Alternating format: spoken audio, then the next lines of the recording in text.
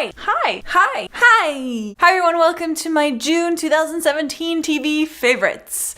I'm a little late, no surprises there, but I have some new shows to talk about, so let's do it. Starting with Crazy Head. It's a British show that I discovered on Netflix. It's a girl who realizes she can see demons and finds another girl who's like a demon hunter, and they decide to team up and fight evil together. It's pretty cool. Only 6 episodes, really quick watch. So far, no second season has been ordered, but I had a lot of fun watching. It's like a comedy horror, sort of, like in the vein of Buffy the Vampire Slayer. So if you like this kind of supernatural show, I recommend it. I mean, as always, all the shows on this list, I definitely recommend you check them out. Orange is the New Black Season 5, which takes place over 3 days. Now, I've enjoyed Orange is the New Black since season 1, and I always binge watch it because it's just so easy to binge watch, and I actually binge watched this season as well. However, I will say that it is my least favorite season.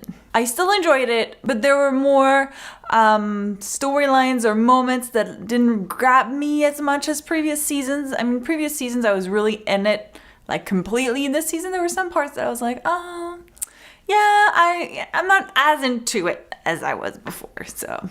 But still, that ending though, can't wait for season 6. Scum. Last season of Scum just ended, and in case you don't know, it's a Norwegian show that I've been really obsessed with, as well as millions of other people. If you haven't watched Scum, obviously watch it, find it online. It's just search for Scum on Tumblr, on Twitter. I mean, they have posted videos of the show subtitled everywhere. And so this last season of Scum focused on the character of Sana, and I personally really enjoyed this final season. I mean, I was watching the clips as soon as they came out and getting so obsessed with it, like literally, if the clip came out, I'm not even kidding when I say this, but if a clip came out of Scum, and I would usually get like notifications, so I would stop everything that I was doing. I'd be like, oh my god, Scum is out.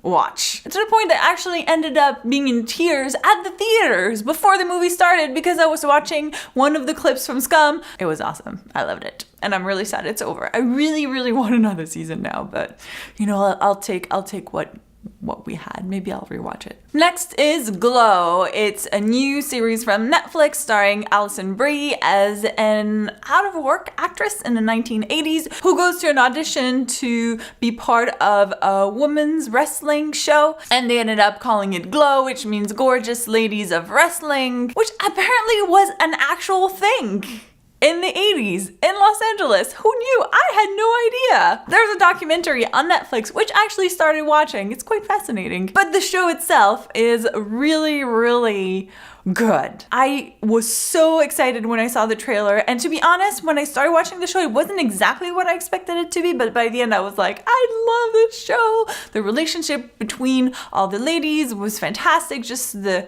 story, and it was so endearing. It's so nice, and you're like kind of rooting for them, you know. I've never watched wrestling, to be honest. I really don't know much about it, but I was like, oh, I just want them to do well. And performances are so good. And the performances of the wrestling and the performances of the actors also are just, yeah, definitely recommend that one. And last but certainly not least is The Leftovers. Oh my god. So it took me forever to actually start watching this show. And, you know, quite a few people told me that I should watch it. Thanks to Adam on Twitter. He definitely has been like bugging me to watch this show, and I finally did. And you know, I kind of figured that if I was gonna start watching this show, I would probably be very obsessed with it, and I couldn't stop watching, which is exactly what ended up happening. So yes, I tell you, watch Leftovers if you haven't seen it yet. I just binged through the entire series because it's over now.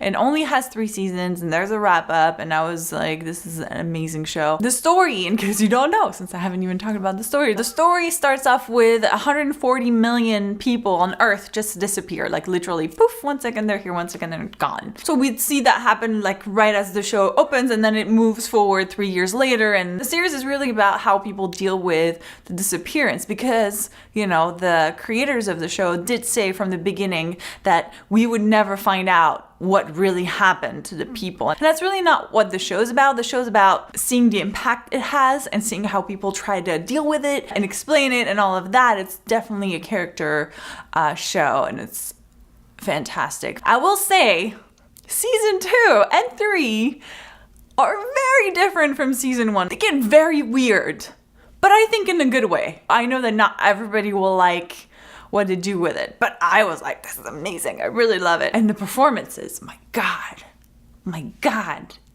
they're just, I mean, you want to see good acting, this is it. Definitely at the top of my list right now. Those are all my TV favorites for this month. Of course, as always, I would love to hear what were some of your favorites for the month of June. What have you really enjoyed watching? Let me know in the comments.